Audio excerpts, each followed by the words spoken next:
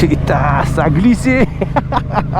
Tu vois, la bande blanche, c'est un dinguerie ce truc là.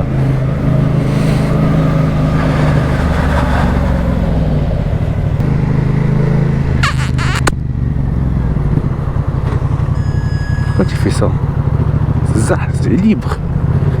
La voie est libre, frérot. Pourquoi tu freines comme ça?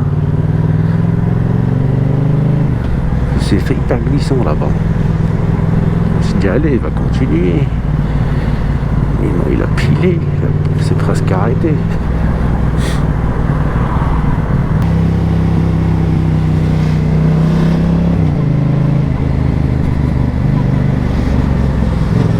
Arrête, il doit vous arrêter là-bas. Je comprends pas si vous voulez traverser ou pas. Moi, je sais pas, moi.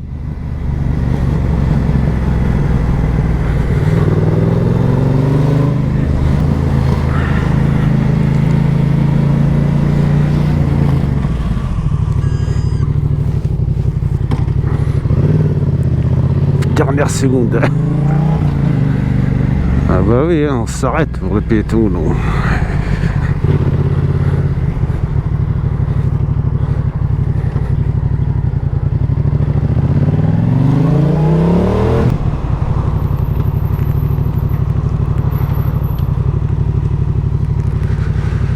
Feu rouge, on s'arrête. Il parlait hier, il y a mon collègue qui m'avait dit que son pote, enfin son binôme, et il roulait en scoot et ça lui arrivait le même truc là, le même ce qui m'est arrivé là tout de suite. Orange, off, dernière seconde, pile, il s'arrête et il voyait une voiture derrière lui qui arrivait à une allure où il n'était pas sûr si elle va s'arrêter ou pas. Jusqu'au moment, il s'est trouvé en train de regarder le ciel. Je dis ah purée, qu'est-ce qui s'est passé? Et ben lui, il l'a pas vu derrière quand il s'est arrêté. La voiture s'est pas arrêtée. Elle a envoyé à perpète devant. Il a fait une petite économie de 10 mètres d'essence. Et voilà, c'est pour ça que je suis tout le temps l'exemple d'Osman Rider. Et de bon conseil ce mec, genre, je suis fan de ce très calme et il est serein et il est aussi attentif, très attentif. Et par rapport à ça, il a bien parlé de cette situation-là. Quand tu as le feu qui passe au orange, tu as l'obligation de t'arrêter si, comme on dit en anglais, if it's safe to do so. C'est-à-dire si c'est bien sécurisé de le faire, tu t'arrêtes. Comment c'est safe? Ça veut dire que tu n'as pas une voiture qui te colle par derrière et qui risque de te rentrer dedans si tu t'arrêtes à l'orange, quoi. Et voilà, écoute, c'était un bon exemple, le binôme de mon collègue là. Enfin un collègue, mais en fait c'est un collègue mais il travaille dans un mode service. Pourquoi tu fais ça? C'est sur téléphone ça, c'est sûr. Non, même pas. Elle a la tête ailleurs. Bon bref. Et mauvaise langue. Et je disais ouais, donc c'était un bel exemple de voilà, l'orange, quand tu t'arrêtes, quand tu piles, il faut regarder dans les rétros avant de plier, quoi. Voir si la voiture derrière elle est susceptible de te rentrer dedans ou pas. S'il n'y a aucun risque, tu t'arrêtes. C'est un gros risque que tu le sens, tu continues, frérot, tu n'arrêtes pas à l'orange. Je sais pas si quelqu'un connaît un bon codec, parce que là j'ai l'impression que c'est pas au full potentiel le fait ce que j'exporte via mes encodeurs. Je suis en MP5, mais j'ai l'impression qu'il y a, je sais pas, c'est pas full qualité comme parce que je filme en 2.7K moi, enfin c'est pas 2K, 2.7 en 50 fps. Et par contre, quand je fais le montage et tout là, j'exporte aussi en MP5, mais j'ai l'impression que j'ai l'H265, pardon, en H265 en MP4. J'ai l'impression que je perds grave de la qualité quoi, à l'export quand je vois le produit final par rapport à ce que j'ai sur la ligne de montage, la ligne sur la timeline.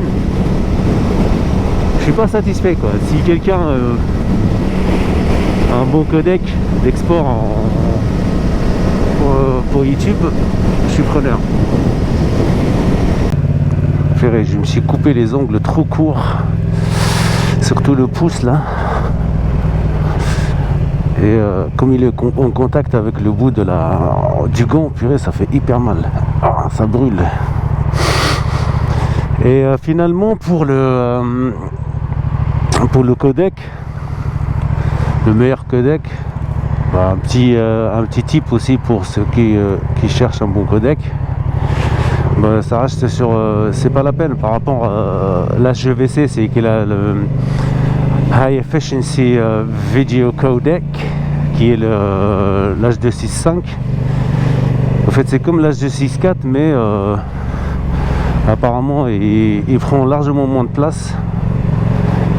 Et l'MP4, l'H264, il est pas mal. Mais tout est question de jouer par rapport à la qualité finale, c'est de jouer avec le bitrate. Apparemment pour le H264, faut aller dépend en fait, faut regarder la source du bitrate de ta vidéo et mettre en match source et si la source elle est pas, il n'y a pas assez de bitrate en calcul du rendu final, il faut l'augmenter mais un maximum de 64 mégabits et ça fera l'affaire. Normalement c'est autour de 64, mais il faut jamais aller au-delà de 100 mégabits. Après ça devient trop lourd quoi. Et voilà, question répondue par rapport à ça. Enfin, j'ai fait mes recherches et puis voilà quoi. C'est ouais, tout est question de bitrate.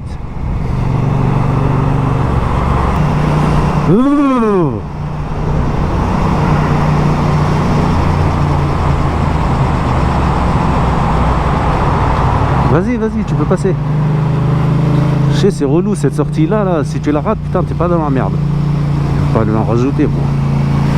En plus, il a un GPS devant, ça veut dire que le mec il connaît pas, il est pas du camp. Il est du 22. Je sais pas c'est quoi le 22. Sister driving. Sister driving the car. And she is very lost.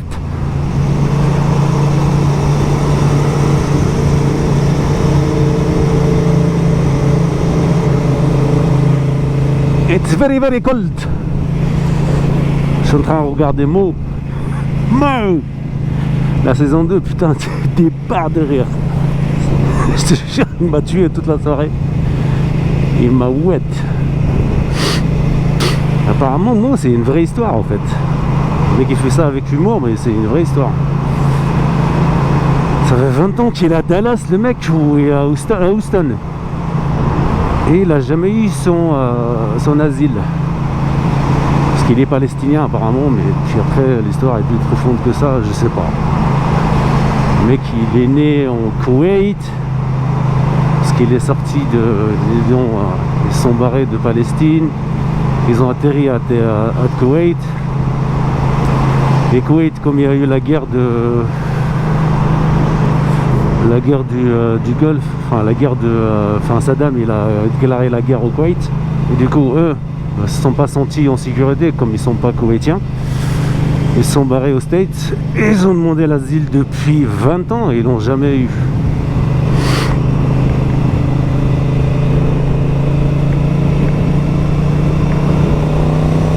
Une histoire très intéressante, mais il fait ça avec fun. Il ceinture, il m'a tué. Freezing cold, mate. Non, non, vas-y, vas-y. Vas-y. Vas-y. Voilà. T'as compris que je te laisse passer là? Je suis pas pressé. T'inquiète.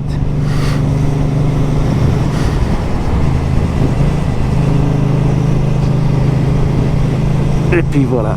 Je suis en train de parler avec ma communauté de 118 personnes. S'ils regardent ça, bien sûr.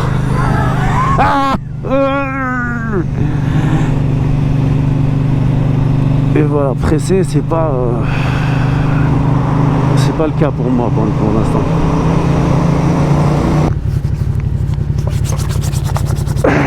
Putain, il fait froid de ouf. Roulou.fr.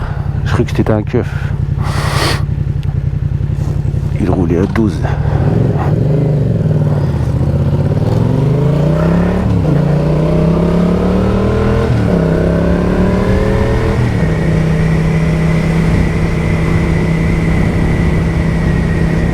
Putain, ça gèle, hein. Les voitures sont gelées dehors. Non, ce que tu peux faire, c'est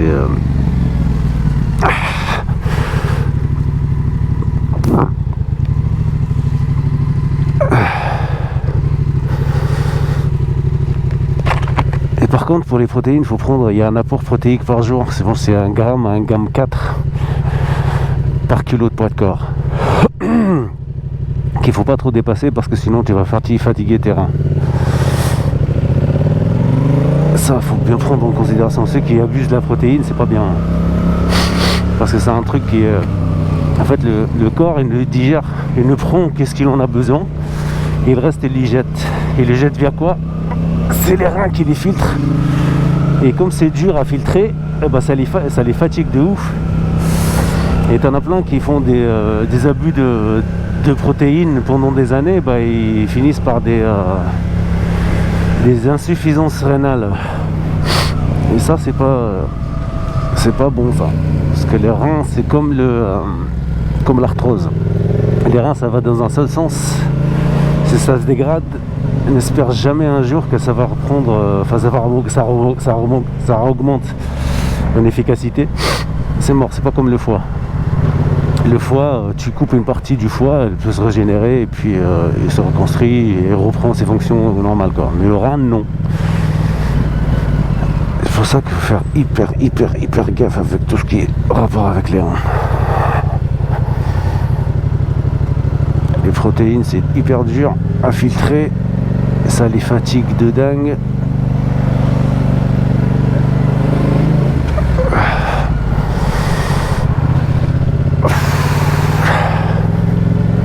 Garde-toi correctement.